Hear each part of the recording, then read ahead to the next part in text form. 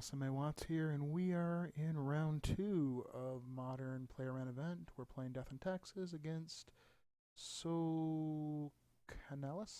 Socanalis? I'm not really sure how we're supposed to say it. We're going to go ahead and choose to play first. That we're going to have to ship back. I could keep this. I'm not happy with it, though. In fact, I'm pretty sure this is not a winning hand, but I think it's better than 90% of my 5-card hands. I'm pretty sure my opponent's on Boros Burn, if I'm not mistaken. So we are at a little bit of a disadvantage game one, just because we're a little bit more set up to deal with like Death and Taxes really is at its best playing against unfair decks, because like the whole point is that you force them to play fair, and that's how you gain your advantage. Burn is technically an unfair deck, but it doesn't have the same vulnerabilities as most unfair decks do.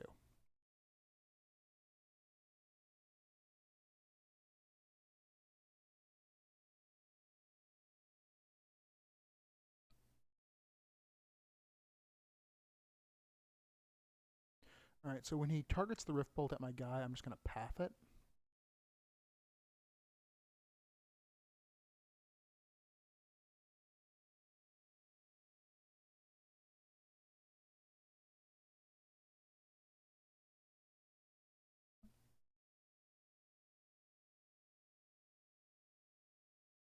Oh, doming me with it. Okay. That's not really good.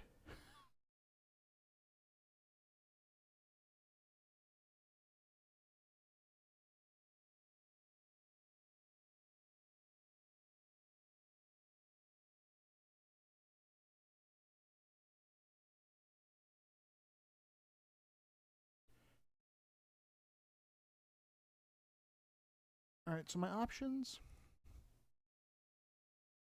aren't very good. I think I play alright,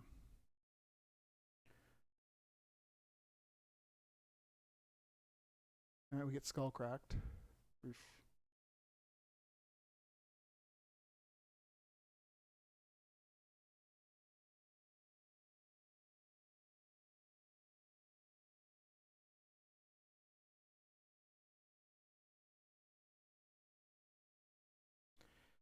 Yeah, I could have waited, but I don't think I was really advantaged if I waited.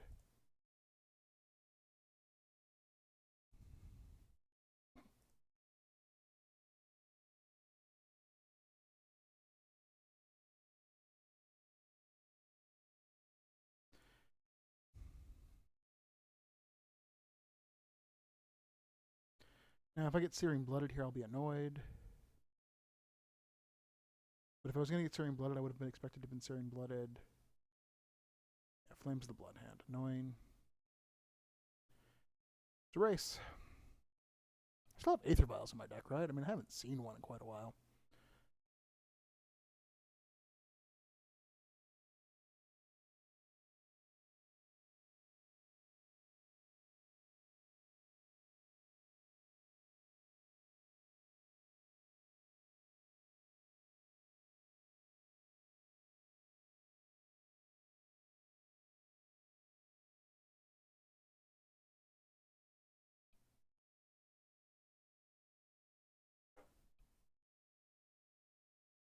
Alright, so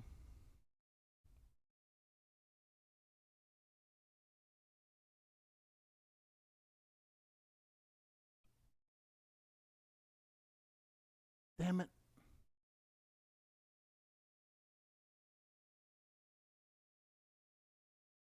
I did that in the wrong order.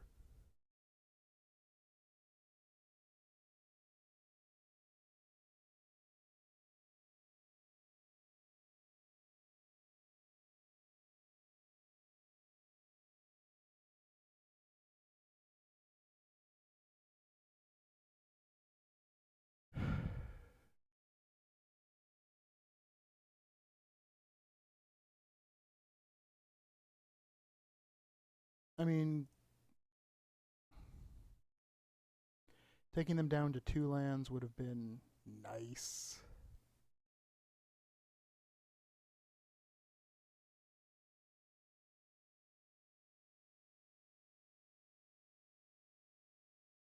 Mostly on the level of...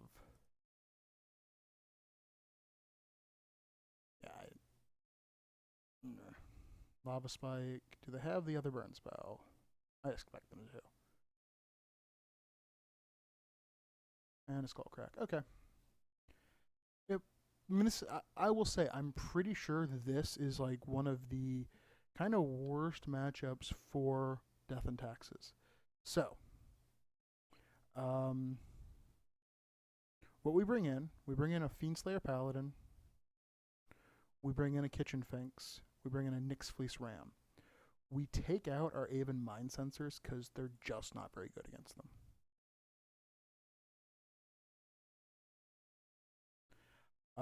And we take out our Flicker Wisps for Mirran Crusaders because they just present more of a threat.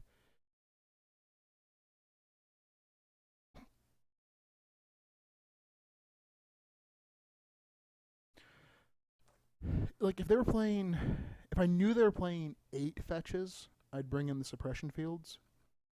Maybe. Because it... Wait, no, I don't think it messes with Suspend. Because Suspend's an alternate casting cost, not an activated ability. I think.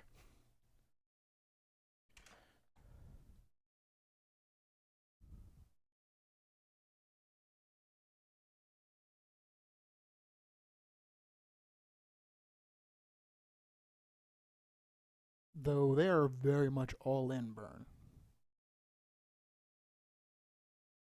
Like, Volcanic Fallout means you're probably not running Goblin Guide, which means I probably should have taken Paths out, actually.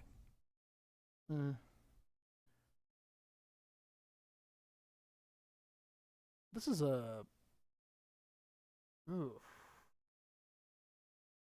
This is an unkeepable hand. This is probably a terrible hand, too, but...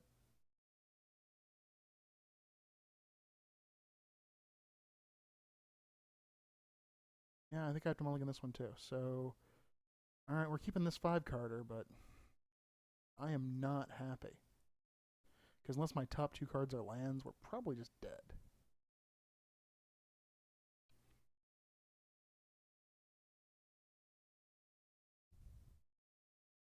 And we're probably just dead here.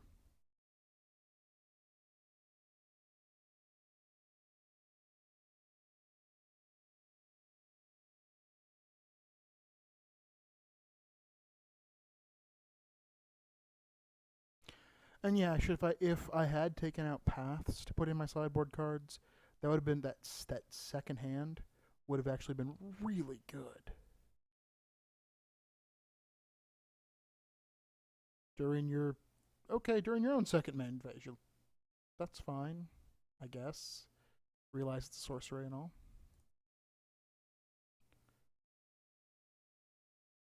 And we have a reasonable chance of getting back in this game.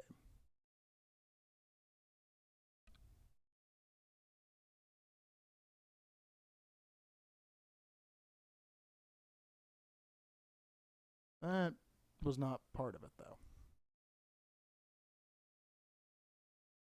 Alright, we may actually get back in this.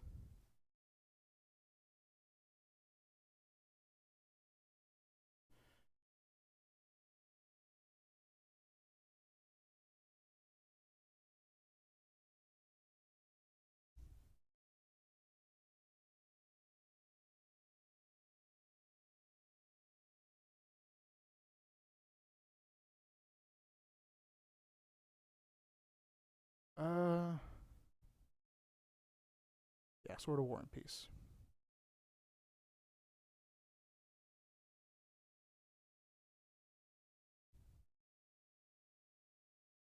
Because that is enough of a threat that they kind of have to start throwing burn at my Kitchen Finks.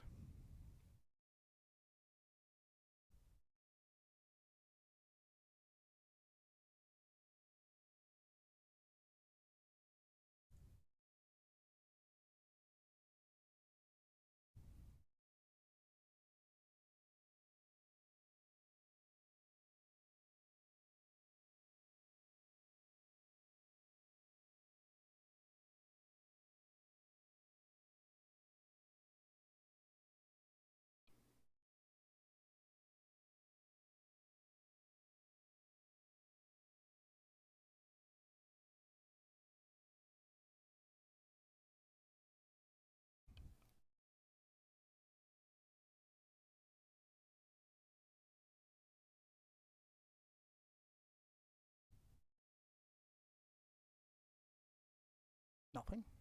Interesting. Yeah, it's not a defender. It's gonna suit up with a sword. Be a 2/7.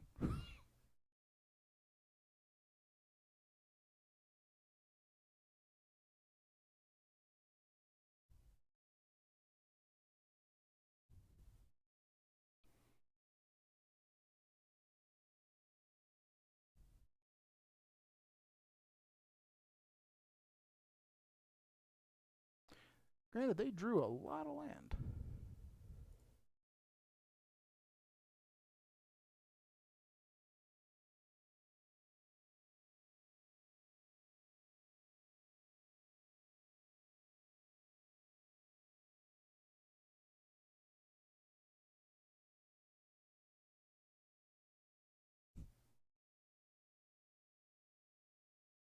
I mean, the life gain's nice here, but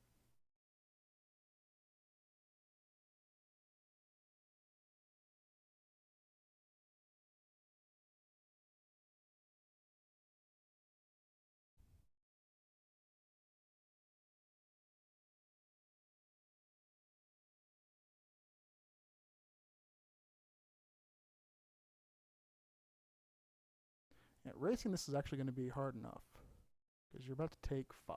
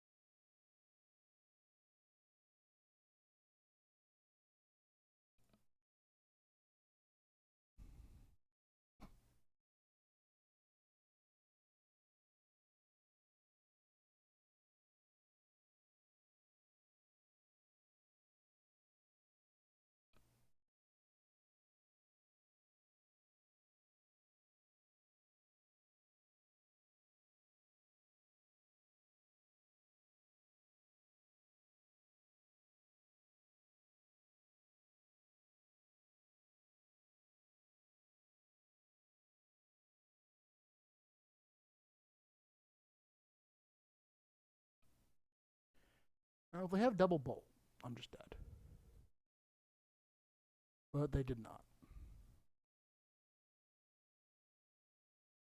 Alright, yeah, Path is dead. Path is bad.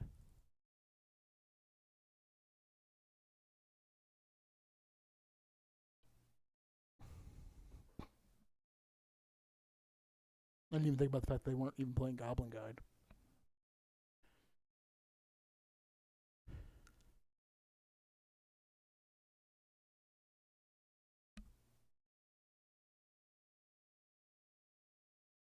Nyx Fleece Ram is really good against this type of deck, though, because it's super hard to remove.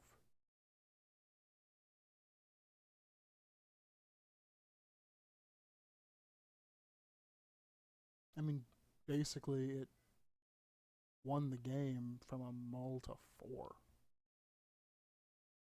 And almost no other creature in my deck would have survived what they could have thrown at it.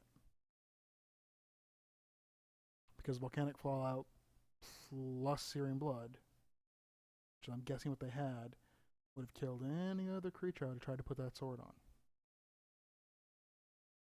No, except for... No, it would have killed the Fiendslayer Paladin too, because he's not protection, he's just hexproof against red. Which is a really weird ability.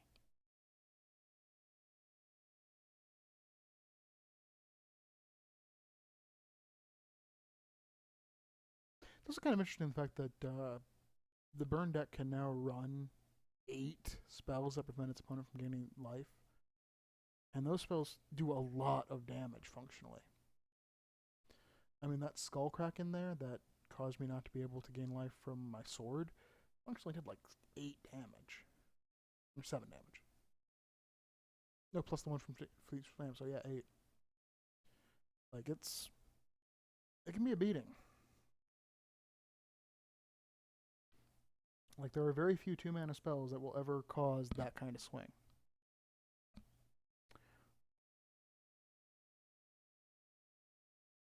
Here we go. We're starting.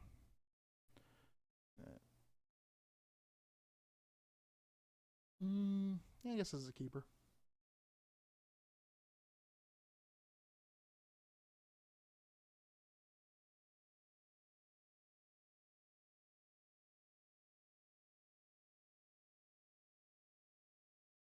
Actually drew an Aether Vial.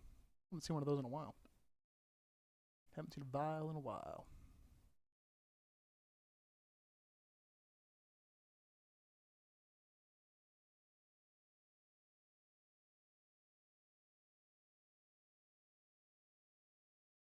Yep.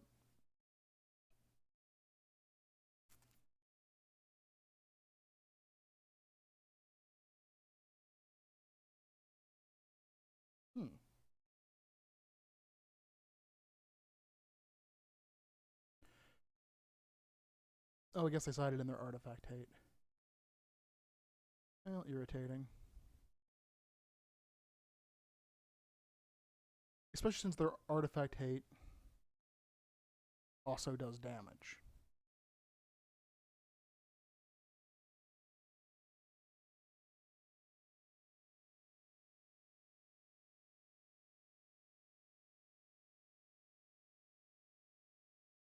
Bump?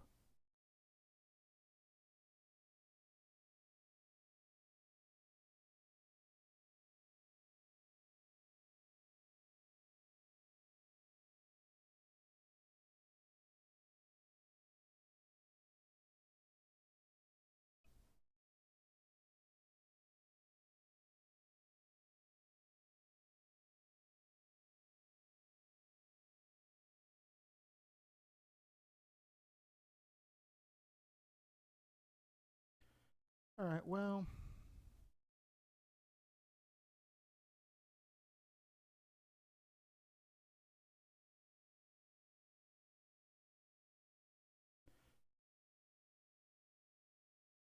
Maybe there was a 60-60 shot of it. Or 60-60, that's some interesting math. 50-50. But I didn't think my Aether Vial would tick up in time.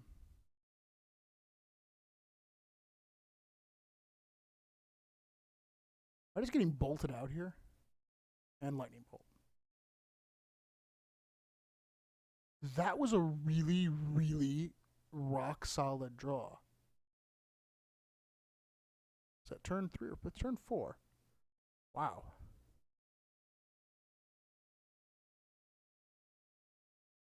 Yeah. It's a bad matchup for Death and Taxes. I'm just gonna say it. Like, you can hedge it up a bit by playing life gain stuff, but the fact that the decks are designed to beat decks that can gain life by running 4 Skullcrack, 4 Hand of the Flames, Hand of the Firebrand, Hand of the Flames of the Blood Hand. That's what it's called. It's just not a particularly good matchup.